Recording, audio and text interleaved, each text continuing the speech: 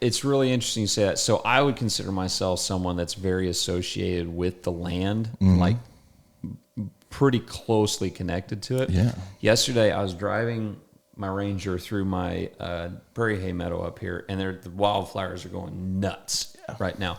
And someone told me the other day, they said, man, I don't see the insects like I used to. And I was sitting there and I was thinking, okay, are there fewer insects, or are we just not taking time to observe the insects? Yeah. So I stopped and I turned my Ranger off and I just sat there and looked at the ground. There was bugs freaking everywhere. Yeah. Now, does that mean that we shouldn't, I'm pro all pollinator plans and sure CRP programs. I am all for that, because this is where I get all greedy. We take so freaking much from this world, and we get so mad from raccoons. They can just die. But, it's like we plant all the road ditches, the borders, we tear everything out and we plant it, and then we get mad when any wildlife eats any part of it. But yet then we want to deer hunt. We like to see the deer and everything else. We get mad at the other plants. Well, you took everything of theirs and left nothing. Yeah. And so I get pretty wound up about that. There are guys that are just like, farm it all, take it all. Well, okay, I'm sorry. Every creeping thing that creepeth. Yeah, that mantra. It's a relationship. It is. I think it should be. I think it's supposed to be. Yeah. Without going way down rabbit holes, right? But it's I think, I don't know, you feel better. It's hard to describe on a overall status. You feel better. Sure.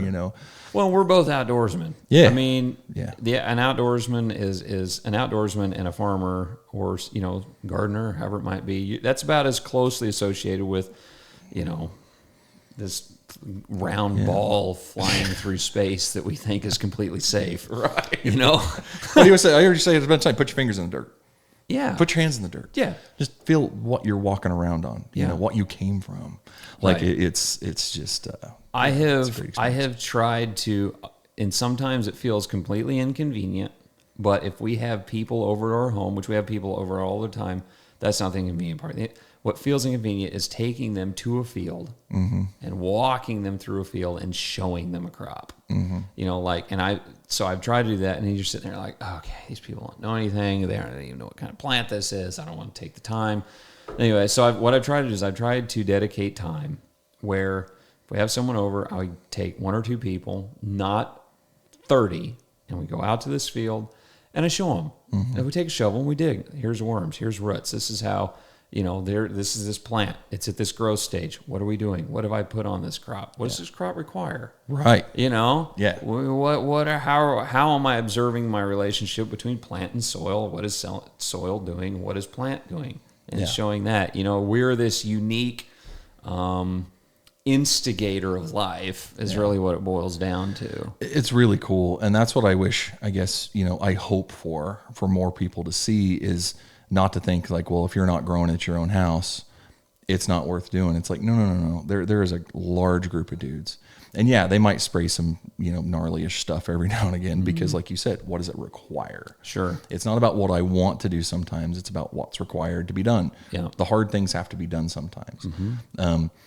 Can you find trails like you described earlier and walk away from those and work away from those? Maybe, yeah. Sure. But you can't just stop.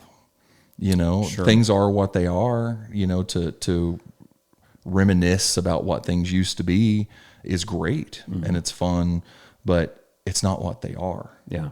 And you have to accept that. And it's like, okay, how can we, like you said, take someone out, show them like, this is not just planting something in to pull it out. This is a stewardship. This is a relationship with my fields. Every one of those fields. Going on a guess here, you tell me if I'm wrong.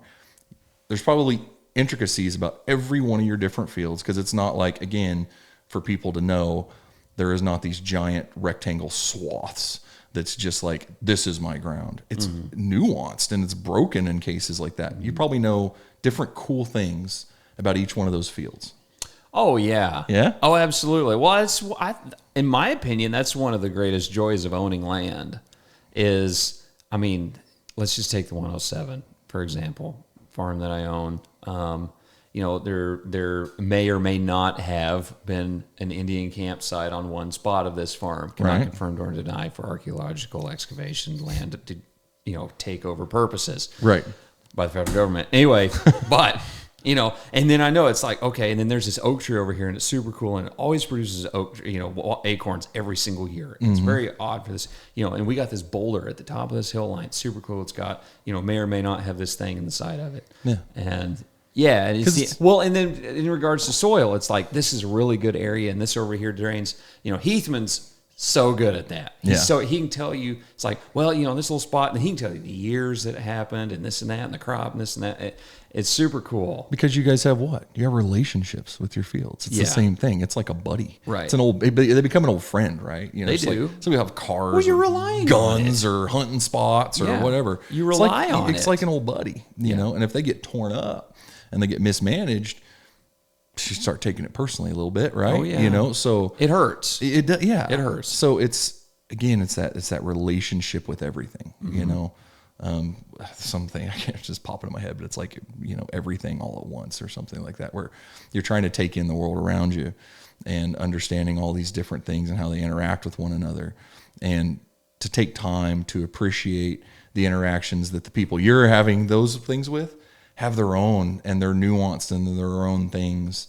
And I don't know, borderline trying to hopefully assume the best of folks, and they're trying to take care of their stuff. Sure. If you drive, it's no different. You drive by somebody's house and they don't take care of it, you're going to know pretty quick. Oh yeah. And again, not being a farmer, not growing up on farms, besides going out and hunting them and fishing and things like that, you can tell real quick if someone doesn't take care of their stuff. It looks gnarly. Sure. Right. So it's, I don't know, to get more of the general public, especially the people that don't live here and don't just intuitively know what things are like. They don't intuitively know thunderstorms coming. Right. They don't intuitively know about time for harvest. How do you take those folks through social media and get them to really, become invested, to start seeing it as something that they should care about and not just be mad about all the time. Mm-hmm.